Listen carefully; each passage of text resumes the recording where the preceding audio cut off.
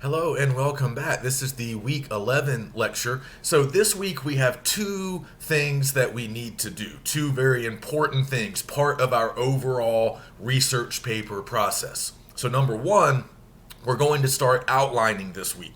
Outlining is very critical for this upcoming research paper assignment.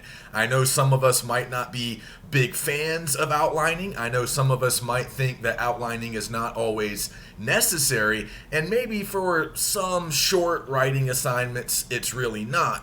But for something as complex and lengthy as the argumentative research paper, outlining is really essential. We have to get organized. We have to start planning our body paragraphs. Really, we have to start planning all of our paragraphs, but we need to spend the most time planning our bodies. So you guys will notice that I've already posted an outline for the research paper in the week 11 module. You guys don't have to follow my guide exactly. Okay, it's just there to help you. You can outline any way you want. Okay, you can format your outline, structure your outline in any way that works for you. But I just want you to notice what I'm doing in each individual paragraph in my outline. So take a look at what I'm doing or what I'm planning to do in my intro paragraph. Take a look also at how I'm building my body paragraphs. Okay, I actually want to spend a moment talking about that. It would be good as you listen to me if you're actually looking at the outline, because the body paragraph structure that we're going to be using, if you can get comfortable with it, you'll be able to repeat it as many times as you need when you're building your body paragraph. So there's kind of a simple structure that I'm trying to model for you guys in the outline.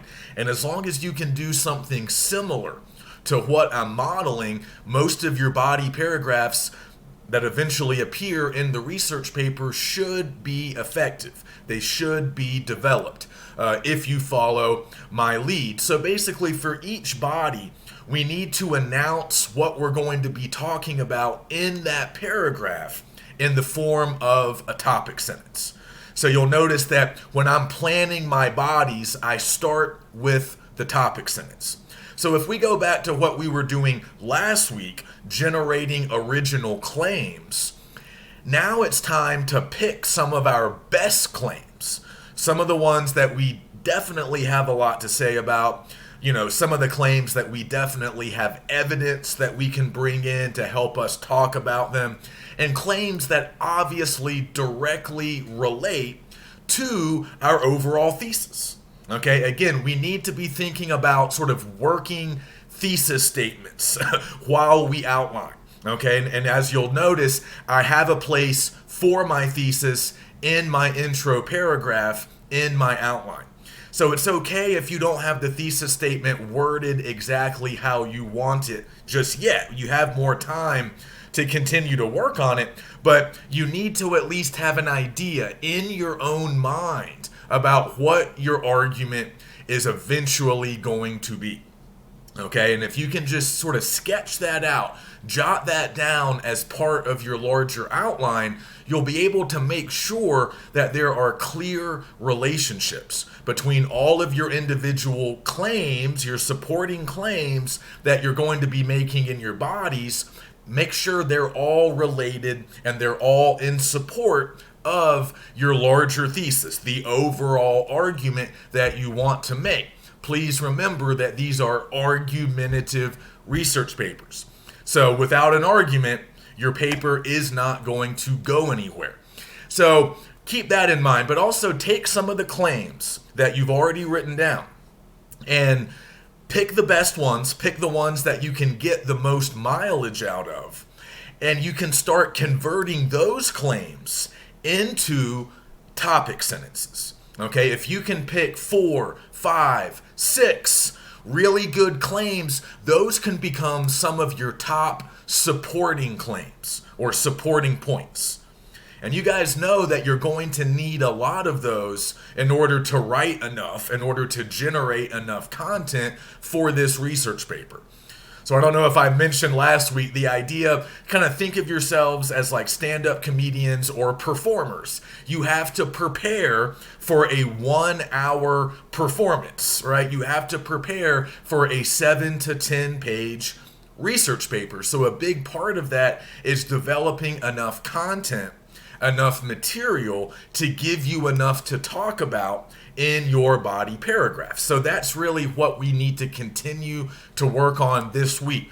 But hopefully by now you have claims, you have sources, you have evidence because you've been doing research, hopefully, throughout the semester. So now, as we start outlining, as we start planning our paragraphs, like I said, take some of those claims, the ones that you definitely want to work with, and see if you can turn them into topic sentences. And then you can build some of your body paragraphs around those best claims. And that's essentially the model that I'm showing you in my outline. So you announce the claim that you're going to be discussing in that body paragraph, in that topic sentence.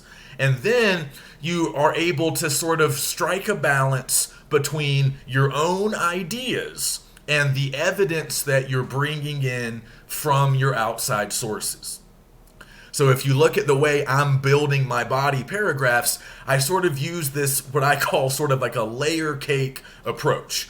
So you start with the topic sentence, then you kind of follow up with a little bit more explanation or a little bit more of a comment on the topic sentence. Because oftentimes the topic sentence will be pretty broad, pretty general. It's not going to be always very specific. So you might need a follow-up statement to provide a little bit more detail, a little bit more explanation, a little bit more specificity.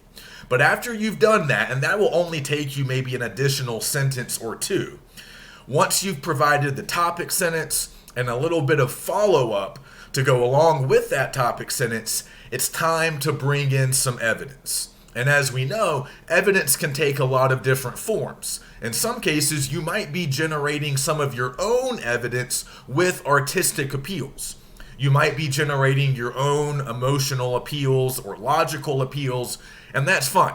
But usually, most of the time, most of our evidence, most of our best evidence will come from our outside sources. That's a huge reason, the primary reason why we've been doing research ever since, February, because we are looking for evidence. So now that we have found a lot of that evidence, we can start to bring it into our body paragraphs, okay?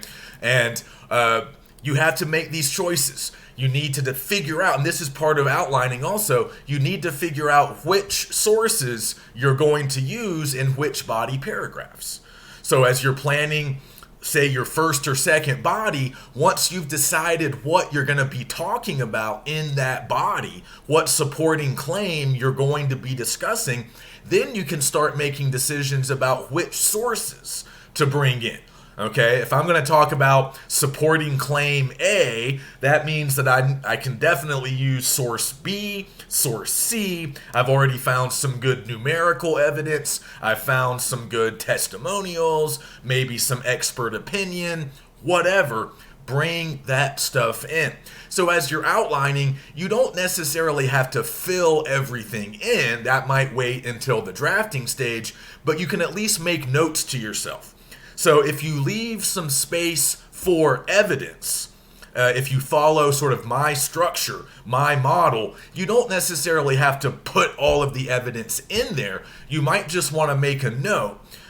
You might want to at least write down which source you're going to be using in this particular paragraph. Or you might want to choose the 2 sources that you're going to be using, or the 3 sources that you're going to be using in that particular body. Because remember, as we learned with the rhetorical analysis, sometimes we have to use multiple sources in the same paragraph.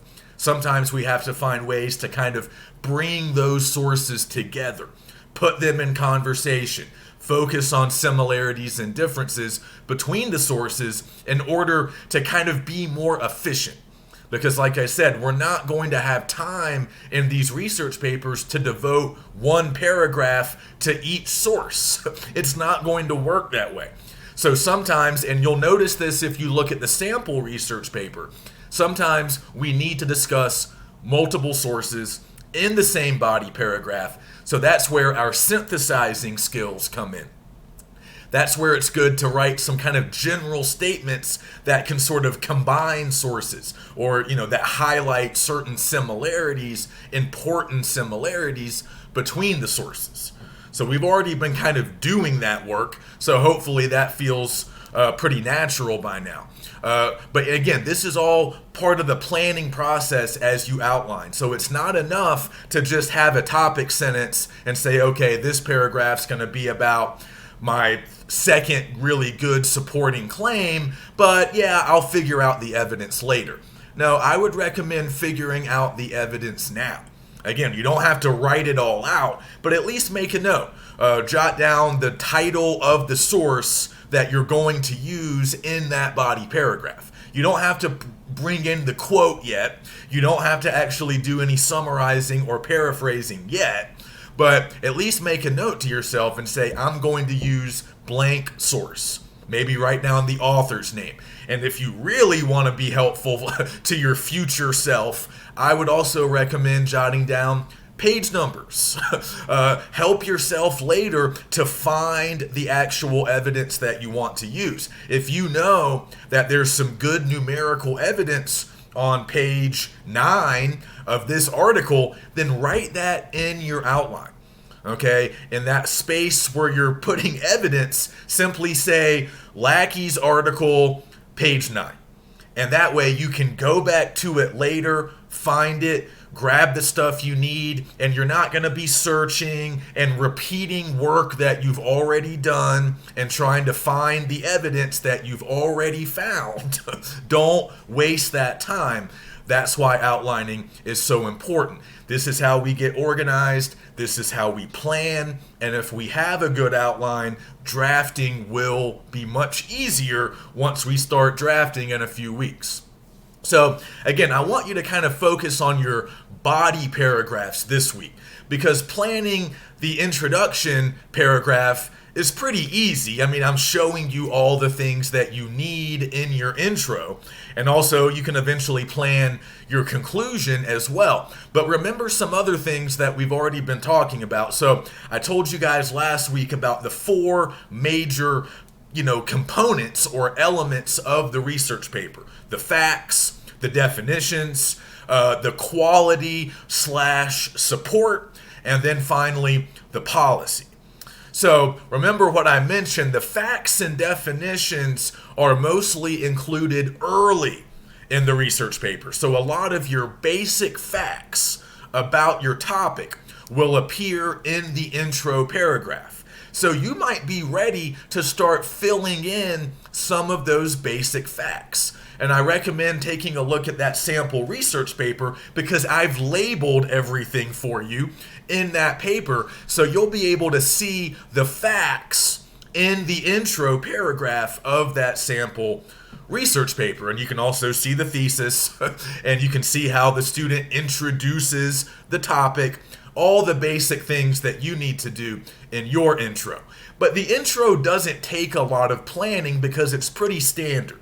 Introduce your topic, establish basic facts about the topic, and then hit us with your thesis. That's going to be pretty much what everybody does. There's more variation in the body paragraphs. There's more to do. There's obviously more bodies to plan. So that really should be your focus right now. But also don't forget about the definition paragraph. So we establish a lot of our facts in the intro paragraph. And then the next paragraph we write is the definition paragraph. That really comes before our bodies. And as I mentioned at least briefly last time, the definition paragraph is really not just about defining key terms, although that is one of the things that you'll be doing, especially if you're working with a topic that has a lot of specialized language, a lot of jargon, right? If you're working with a technologically based topic or a medical topic, a lot of those have specialized terminology that regular people might not be familiar with. So you will have to define some words in your definition paragraph. But your goal is sort of larger than that with the definition paragraph. It's also just about providing all the background info that your readers need. So there can be a little bit of spillover. Like if you have a few more facts that you want to give us, but you don't want to overstuff the intro paragraph, the definition paragraph is a place where you can provide more facts, more background, all the definitions that you need. Basically explain all of the things that we need to know up front before we can really understand your argument. That's how you should think about it. What are the essential terms, the essential concepts, and all the facts that my readers need before they can really tackle my argument? That's the purpose of the definition paragraph. So many of you might be ready to go ahead and write your definition paragraph. I mean, if you've been reading your sources, if you've learned a lot about your topic, there's really no reason to wait because the definition paragraph isn't directly tied to your argument. I mean, it's obviously related, but you're not quite getting into your argument yet in that definition paragraph. So even if you don't have your argument fully worked out, even if you're not quite sure what you're going to do in all of your body paragraphs, that's fine. We have time. But right now, you might want to go ahead and write the definition paragraph, or at least plan it.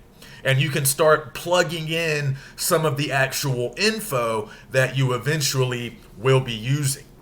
So if you're ready to go ahead and write your intro paragraph, do it. If you're ready to go ahead and write your definition paragraph, do it. And then after the definition, we move on to the body paragraph. So again, it's going to take longer to plan and write the bodies, but we can at least get started this week. And then remember, towards the end of the paper, the final element, so just remember, the body paragraphs, that's the quality and support section.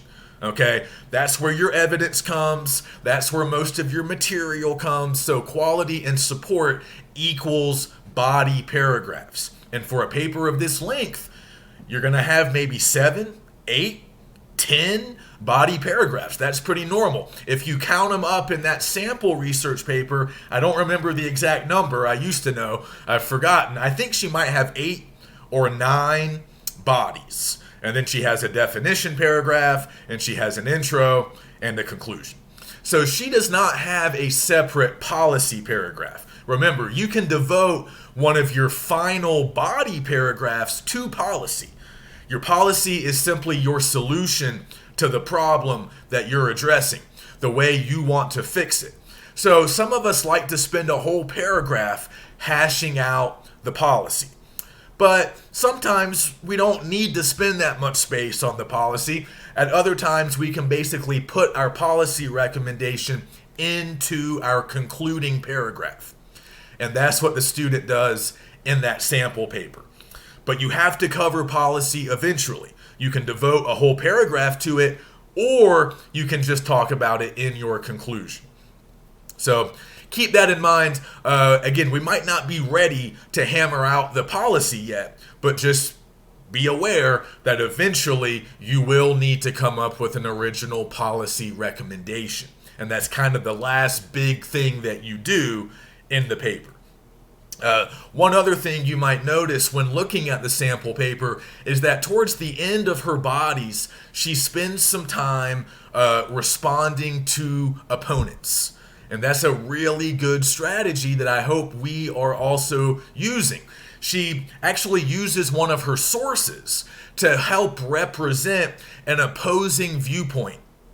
And remember, if you guys are actually being debatable, if you are actually making debatable claims, if your argument really is argumentative, then that means, as a matter of course, that means that you will have opponents. You will have people on the other side of the debate who do not agree with you, who are, expressing different viewpoints, different opinions. So in order to strengthen your argument and in order to really make your ethos stand out, don't forget about ethos, your credibility as the author.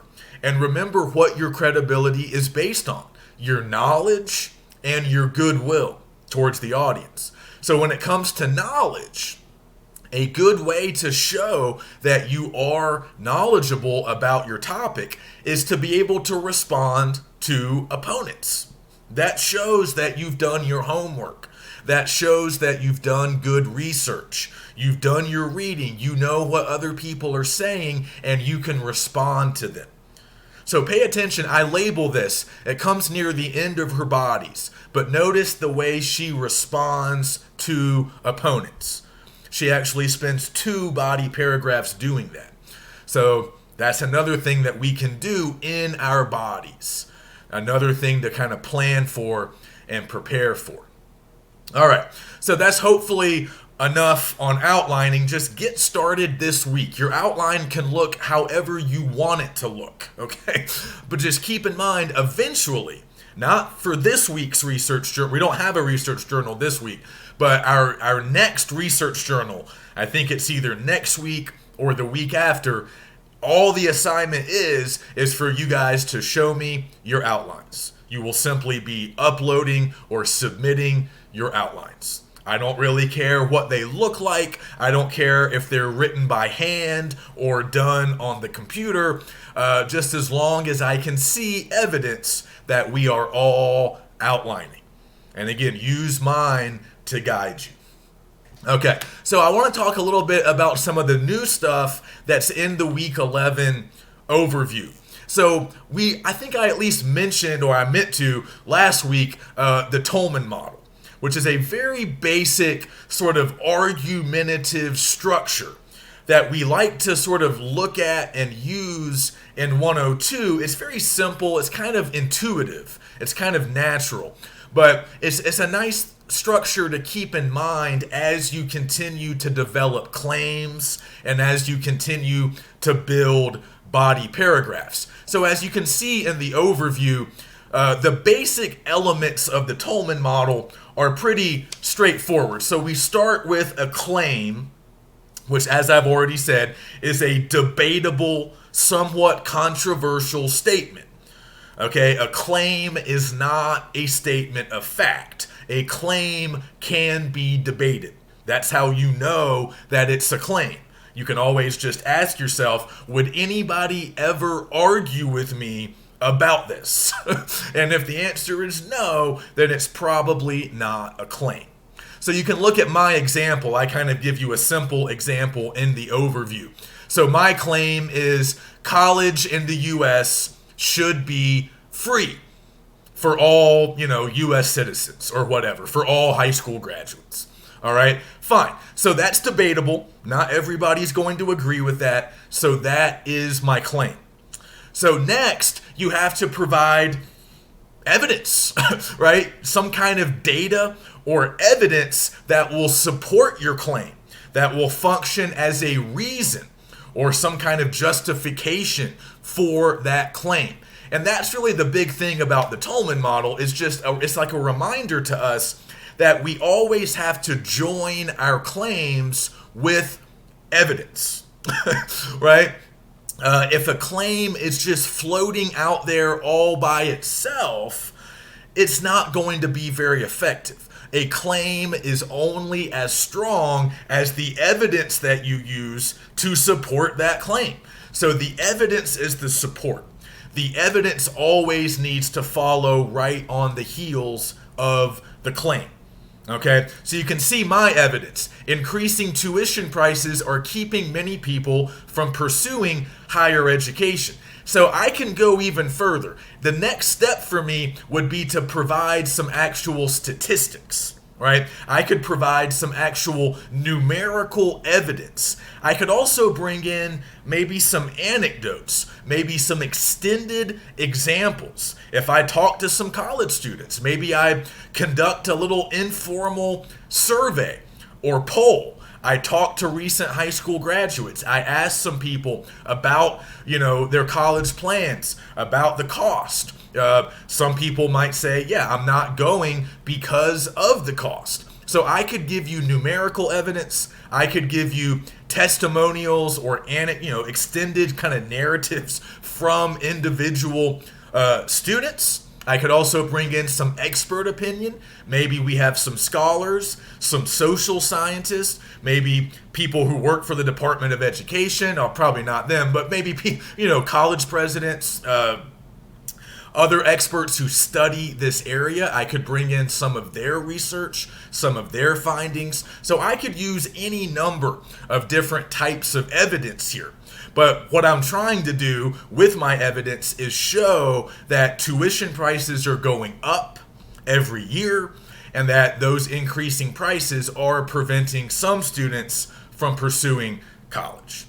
So it's pretty straightforward, it's kind of obvious, but just remember, claims always need some form of evidence, some kind of backing, some kind of support. So just keep that in mind. And you'll also notice the warrant. This is a little bit tricky. I sometimes don't even really want to get into this because the warrant is unspoken. The warrant remains sort of unsaid and unspoken. What the warrant is kind of this shared assumption. It's sort of like a bridge between claims and evidence. So Stephen Tolman, the guy who came up with the Tolman model, claimed that he made a claim that claims and evidence weren't really enough for arguments to fully work. He said that for any argument to work, there are certain assumptions that the speaker or the writer of the argument will share with the audience. So this is kind of like being on the same page with your audience. So in order for my sample argument to work here, I have to assume, or I need to know, or at least have a good idea that my audience is sort of pro-college. So you see my warrant, the sort of unspoken assumption at work here. In order for my argument to be successful, the unspoken assumption that I need to share with my readers is that it's a good thing to make college more affordable. It's a good thing if more people attend college. It's a good thing to make it easier and more accessible. So I'm not necessarily going to say that at any point in my writing, but that's an assumption that I need to share with my audience. If I'm addressing an anti-college crowd, if I'm addressing an audience that is not in favor of college, does not think college is productive, thinks that fewer people should go to college, not more people, then of course my whole argument kind of falls apart because we don't share the basic assumption about the value of college that is necessary in order for the audience to accept my claims and my evidence. So I hope that makes sense. I wouldn't worry too much about the warrant, but it does kind of connect back to your ethos in some ways. And you do need to have at least some general idea about your audience. And I know this kind of seems goofy because most of you probably think about your audience as only consisting of me. And I am obviously the most important audience member. But remember also that we're going to be doing some peer review with our rough drafts in a few weeks. So some of your classmates might be, at least one of your classmates will be reading your work. It's possible that other peers or classmates could see it at some future point. Of course, I'll see it.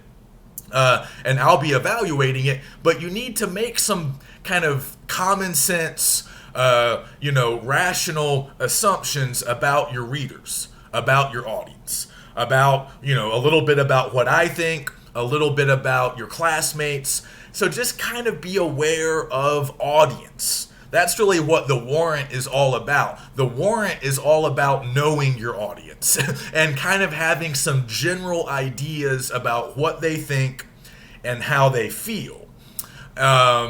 And that way you can avoid making claims that simply aren't going to land with them. So if I'm talking to a bunch of people who are sort of anti-college for whatever reason, or just an audience of people who aren't in college, didn't go to college, and just don't care about it. It might not be that they're against it, it's just that they don't care. It doesn't have any relevance to their lives. So if I know that going in, then I'm not even really going to pursue these claims about tuition and making college easier for students. So you just have to know your audience. What are they going to respond to? You guys know that you're writing to a college audience, college students and a college instructor. So you can make certain assumptions based on that. You can make certain assumptions about, how we value education or we view college as a good thing. So for our audience, for your audience, the claim I'm making is fine. So, just think about your audience, think about basic assumptions that they might have. And you want to make sure that there is some common ground between you and your audience. That's part of your ethos. Remember, ethos is not just about your knowledge, it's also about your goodwill. You have to show your audience that you kind of care about them, that you're trying to help them in some ways. You're certainly not trying to hurt them. And, you need to make the case that if they accept your argument or if they follow your policy recommendation, there will be benefits. There will be good things that come about as a result. So anyway, Tolman model is pretty simple. I've included a few more terms that we don't need to worry too much about, but I've included these in the overview. Again, a lot of this stuff won't really show up directly in your writing, in your papers. They're just good things to keep in mind. So backing, that's just additional evidence. If you need more in order to support that claim, you can bring in additional backing. The rebuttal, I've already talked about. The rebuttal is when you're acknowledging the other side, right? You're acknowledging potential objections to your argument. And this means kind of anticipating what your opponents might say, right? And again, that shows that you're knowledgeable. That shows that you really understand not just your position on this topic, but you understand all of the positions. And that puts you in a better spot to prove why your position is the right one and why these opposing positions are wrong. And then finally, I just want to mention qualifiers very quickly because we will be using qualifiers. These are individual words that help to kind of tell your audience just how strong a particular claim is meant to be. So I've given you some examples of qualifying words. Words like mostly, definitely, always, never, rarely, sometimes. Right? These words actually matter a lot when you're making claims. Because sometimes, some claims are stronger than others, right? We know that. If I say that, college tuition goes up every year, it definitely goes up every year, no exceptions. That's a very strong claim. That doesn't leave me with a lot of wiggle room. Okay, so if I have the evidence to support that claim, if I can prove that tuition always, definitely goes up, then okay. But just be careful because when you make super strong claims like that, you might open yourself up to opposing viewpoint. You might kind of be opened up to an attack from your opponents. Because if somebody can point out that tuition in one state doesn't go up, yeah, it goes up in most states, but not in Idaho or not in some other random place, then now your claim doesn't quite work. Now your claim is actually a little bit too strong. So sometimes we need to lighten it up just a little bit. Not always, but usually. Not definitely, but probably. So these are important differences. Probably isn't as strong as definitely, but probably gives you a little bit of wiggle room. So if one of your opponents is like, oh, well, this one time it didn't happen, you're like, yeah, I know.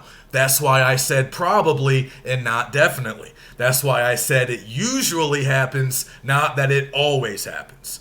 So sometimes those words are good because they kind of give you an escape hatch, just in case somebody wants to attack your position. But don't water down all of your claims. Okay, don't take that too far. If you're always qualifying every claim, then your argument doesn't seem very strong. If you're making a lot of claims that say basically, yeah, sometimes this is an issue, but, other times it's not. Or if you say this might be an issue, this may be a problem, those are kind of weak claims. And a lot of people reading that might say, well, why do I care if it's only a problem sometimes? Why do I care if it's like a 50-50 shot? Sometimes it's good to be strong. Sometimes it's good to leave yourself a little bit of room to maneuver. So just keep that in mind. These individual words do matter. And we're going to be using them once we start drafting. But you might already be using some of them now as you write your original claims. Okay, so I'm going to leave a few things for next week. I don't want to get into the strategies for development just yet, but you can see those in the Week 11 overview. These are just things that we know. These are strategies that most of us are familiar with, using examples, using lots of details, definition, analysis, classifying things, comparing things, and also using cause and effect. I'll talk a little bit more about those in next week's lecture. But those are simply strategies that you can use in your body paragraphs to help you generate more content. Okay, so like I was saying with my layer cake approach, I kind of got off topic there, but you guys can see what I'm talking about. Once you kind of cover your topic sentence and follow it up, then you bring in evidence. Then you follow up that evidence with more original content from you. Then you might want to go back to evidence, and then you might, some different evidence, maybe from a different source, and then you go back and you follow up on that evidence. So when you're writing your original stuff in the body paragraphs, your follow-up statements, the additional detail, these are some things that you can do. Compare and contrast, cause and effect, classify. Those are just strategies that you can use in your bodies to help you write more, to help you generate more content. Okay, so we'll talk a little bit more about those next week, and I'll also go over the Rogerian argumentative structure next week. The Rogerian is geared more towards compromise. So the Tolman model is a very basic structure that we can all sort of use. Just the idea of always having evidence to support our claims, and at least thinking a little bit about things like warrant, rebuttals, and qualifiers. But the Rogerian structure is something that we can use a little bit more in terms of organization and planning when we're actually working on our paragraphs. The Rogerian structure will give you a chance to kind of look for middle ground or compromise with your opponents. So if you don't think of yourself as a super argumentative person, if you don't want to be, super strong and super defiant at all times with your claims, you might want to try to work a little bit with your opponents and say, hey, let's find some common ground. Let's find a middle sort of solution that we can all live with. So the Rogerian model will give you some strategies for doing that if that's more kind of your style, if that's more of what you want to do. So next week, we'll talk about the Rogerian. We'll talk more about our strategies of development. We will continue to outline and all of that good stuff. But before we go, I've been talking about outlining this whole time, but remember, at the start of lecture, I said we had two things to do this week. Outlining is number one.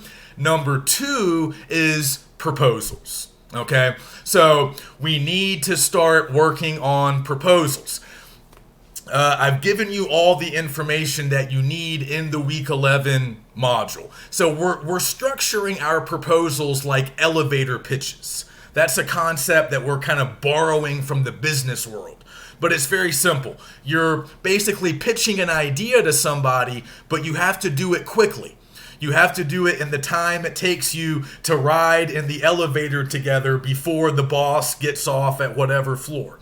So you got to keep it brief. You got to keep it simple. But basically, in these proposals, which are due at the end of the week, you need to tell me your topic, your overall argument, what you think it's going to be, and then give me maybe a few supporting claims and a little bit of evidence. But I'm giving you the structure that I want you to follow. So go inside the week 11 overview, look at what I'm telling you, and also watch that short video all about the elevator pitch, because she also explains the concept in that video.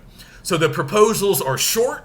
I really don't want you guys to write a lot. I just want you to give me the essential info so I can kind of give you the final go-ahead on these papers. So follow my structure, watch the elevator pitch video, start outlining, and let me know if you have any questions.